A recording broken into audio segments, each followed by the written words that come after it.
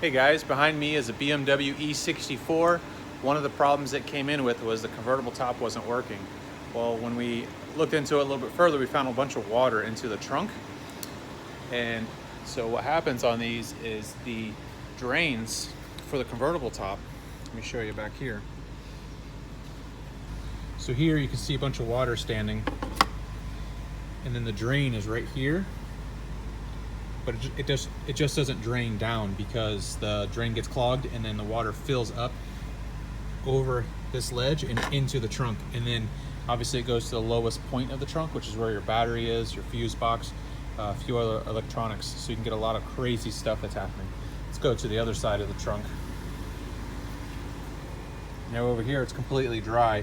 If you guys suspect that your drains may not be draining properly, put your convertible top into this position, so about halfway.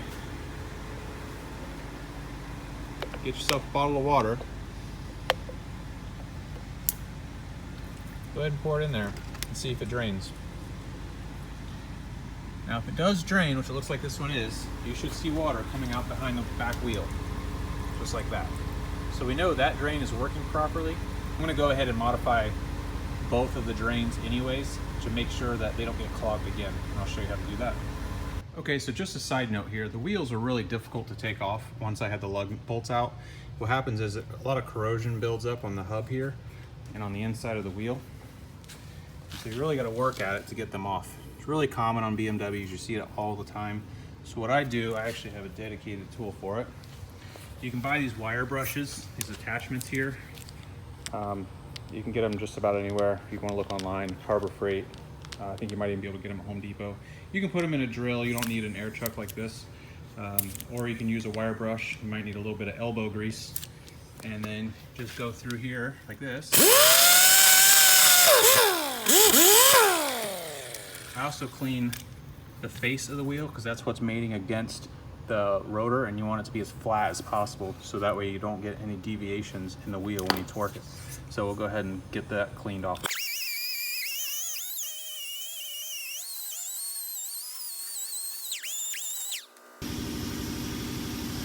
That's a little better. Then we'll do the same thing with the hub.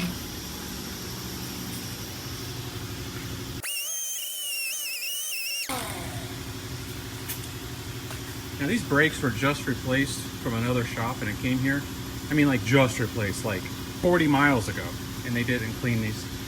Stuff like that bothers me. You know, you got the wheels off, why not just go ahead and do it?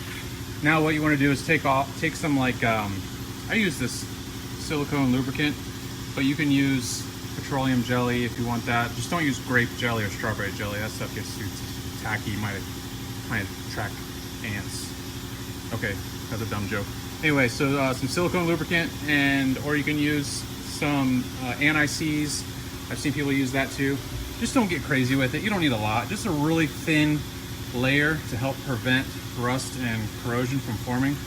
So I usually put a little bit like that. And it's a very thin layer. You don't need a whole lot. This way, the next time you take the wheel off, it'll come right off. No big deal. Okay, so you don't have to take the whole inner fender liner out. You just take out the screws on this half and you kind of peel it back and then just let it sit up against the rotor here. So the drain, right here, it's got this flap on it. And what happens is it gets corroded and a bunch of leaves and debris and gunk, and it just builds up in there, and then it creates this barrier and it doesn't allow the water to come out. Now the flap, the reason they had a flap was because they didn't want to open source for ants and bugs and things to get back up this way. So the way to modify it, open it up. Sometimes you open it up and water just comes spewing out, which, I mean, look, you can see that is just solid plugged. So we're gonna take the tab. Now what we do with this is we just throw it in the trash.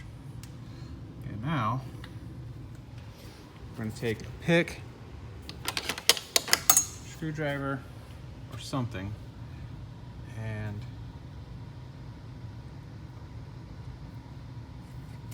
drain the stuff out.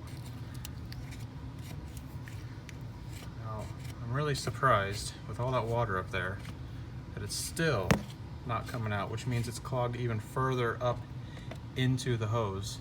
So I think what we'll do is we'll lower the car, we'll put the convertible back into that service position, and we'll blow some shop air through this to clear it out. Okay, so now that we have the top in that position, I've got the wheel off, everything ready to go. Let's go ahead and blow some air through here. Okay, while it's doing that, let's watch down here. Where is it? Right there. Okay, you can see that.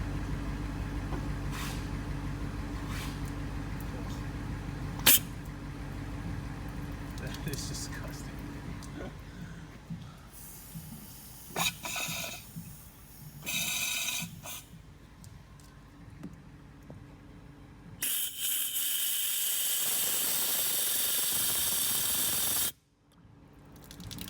The rest of the water. You can see everything that came out of it.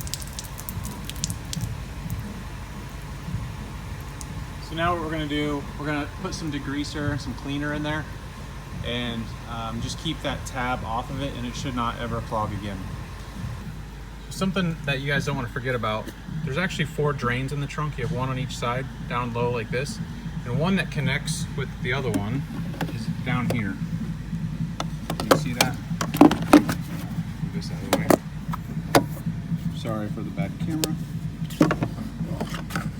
Right there's the other one. So what you want to do with that one is just blow air through it, and that one connects to that one, and then they both drain out the same place. Let's see if we can do this.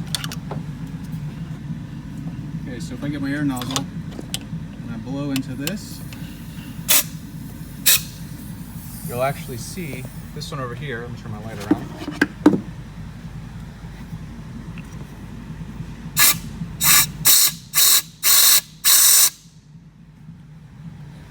So basically you have a drain here that comes down, and then this one here that connects to that one. And where they both meet, they both drain out at the body here, which is what we've cleared out. So as long as all of those are cleared out, you shouldn't have any problems. So make sure you clear both of them on each side of the car. That way you will get no water leaking into your trunk. Well, I hope this helps you guys. Thanks for watching.